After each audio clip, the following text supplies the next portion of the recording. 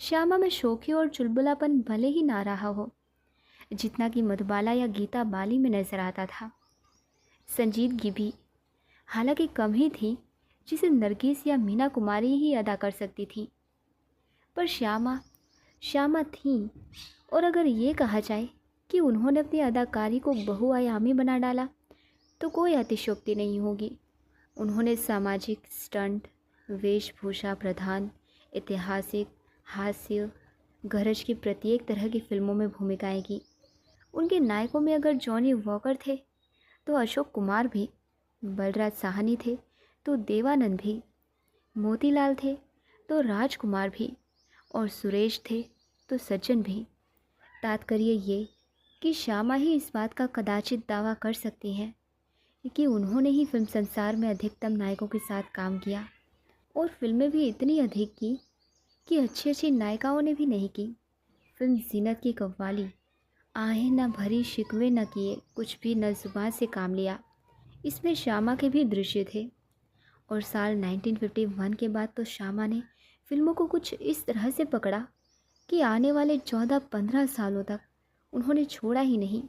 अभिनेत्री श्यामा का जन्म 7 जून 1935 को ब्रिटिश भारत के लाहौर में हुआ था। ये एक मध्यम वर्गीय मुस्लिम परिवार में जन्मी थी।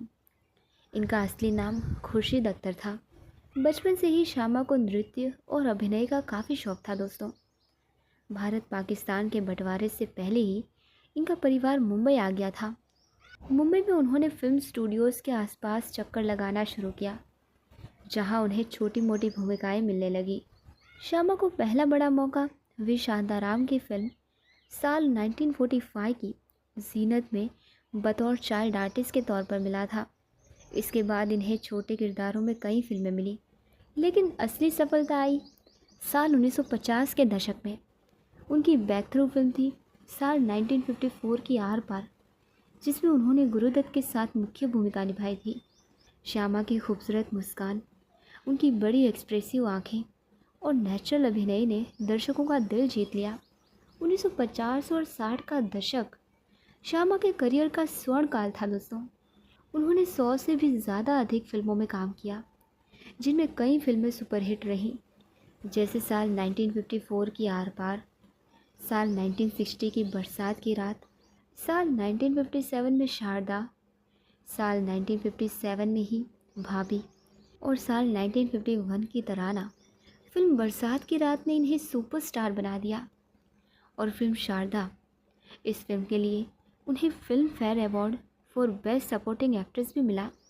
श्यामा त्रासदी, रोमांस, कॉमेडी, हर तरह की भूमिका में फिट होती थी दोस्तों।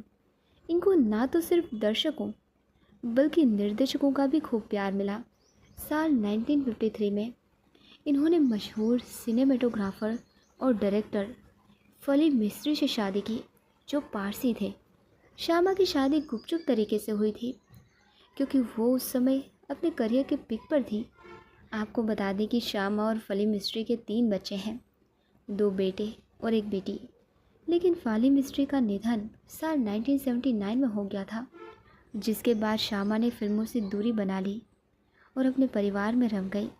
श्यामा ने ऐसे समय में काम किया दोस्तों जब हीरोइनों के लिए सिर्फ सिंपल और सीधी सादी भूमिकाएं होती थी, लेकिन उन्होंने बोल्ड, मॉडर्न और कॉन्फिडेंट महिला के किरदारों को भी निभाकर एक नया रास्ता दिखाया। उनकी ऑन स्क्रीन जोड़ी गुरुदत्त, भारत भूषण और राजेंद्र कुमार, शम्मी कपूर और किशोर कुमार के साथ बेहद पसंद की गई। श्यामा उस ज़माने की स्टाइल आइकन भी मानी जाती थी।